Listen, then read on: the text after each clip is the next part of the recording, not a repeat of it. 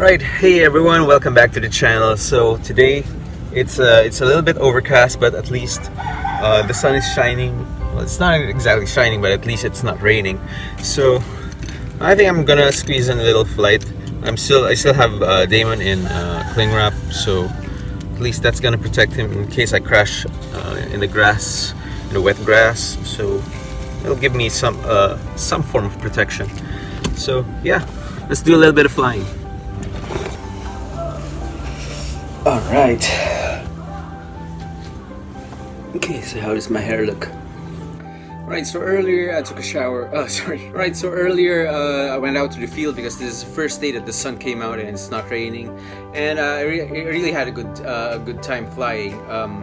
So what happened earlier was that my drone Damon suddenly wanted to do a death roll. Actually, it started twitching a little bit. And so you could see in the video, which I'll just pop up in here somewhere, and then that the drone suddenly wanted to roll to the right. So I was wondering why, and actually I didn't wonder why. So this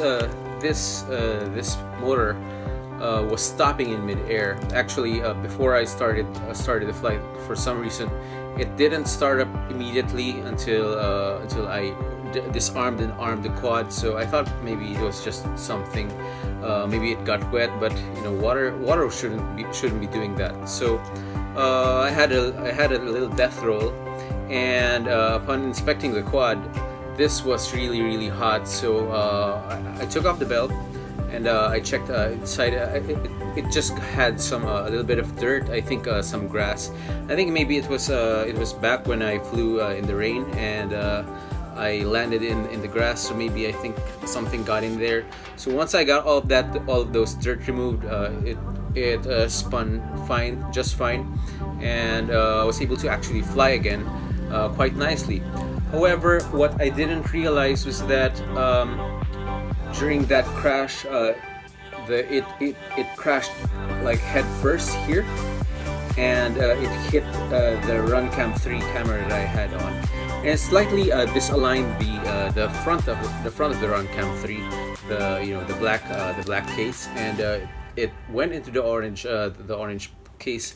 I'll just show you. So this is the Runcam 3. I already removed the internals. So this is where it hit. If you can see, that is where it hit, and it moved it inside. So okay, so I just thought I'll just take a look when I get home, and I pried it loose. So how you do it is you pry the Gorilla Glass loose first from the adhesive using like a really thin screwdriver or a knife. And then once you have that off, you'll have 4 screws there, and you just remove this, and you will have this cube which fits inside, and then you can just slide it out and remove it. Now the problem that I found out when I got home was that the Runcam was not focused anymore. So it probably had something to do with the crash. Maybe the lens got loose and got I don't know. But it's not focusing anymore. It's still focusing when it's really close distance, but not focusing like farther out. So that's pretty much useless, and most of my footage from earlier, and it was a really good flight. Most of my footage earlier are all blurred, but yeah, but you know, here on my channel, or at least with me, I don't throw all of my stuff out as soon as something goes wrong, because one, they're quite expensive. I mean, this is I bought this for like maybe $70, but over here $70 is not a small thing. So you know, you could buy a new Runcam. You could say that I could just buy a new Runcam 3. First of all, this has been discontinued, so even if I had the money and I was willing to spend that money, I wouldn't be able to, because I couldn't buy this anywhere. And luckily I have this friend who actually works with cell phones, and I'm not sure about his background. Maybe he has an electronics background, but he's really good with electronics. And in our FPV community here in the Philippines, or in Metro Manila at least, we send our broken stuff to him, like if you have a broken flight controller, and he is so good that he can magically bring those flight controllers back to life, and where normally you would throw it to the garbage bin, to the garbage basket. So he's been able to fix some Betaflight F3 flight controllers for me, Omnibus F3. Those flight controllers. As long as maybe as long as the flight controller, the MCU is still intact, he can just replace some faulty parts, and then your flight controller is back to life. So I just got into contact with him.